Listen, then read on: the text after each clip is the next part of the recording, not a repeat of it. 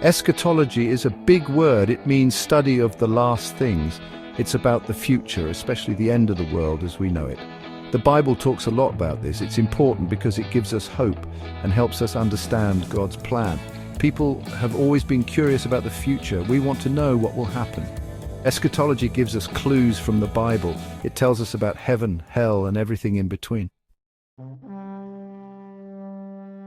The Bible describes major events in the last days. One is the second coming of Jesus Christ. He will return to earth in glory. This time he won't be a baby in a manger. He will be a mighty king. Another event is Judgment Day.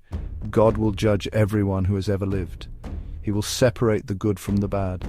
The righteous will go to heaven, an eternal paradise. The wicked will go to hell, a place of eternal punishment. The Bible also speaks of a new heaven and a new earth. This will be a perfect world with no more suffering or death. Not everyone agrees on exactly how the end times will unfold.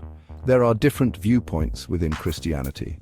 Premillennialism believes Jesus will return before a literal 1,000-year reign of peace on earth. Amillennialism views the 1,000 years symbolically, representing Christ's reign in our hearts now. Postmillennialism believes the world will gradually become more Christianized before Jesus returns.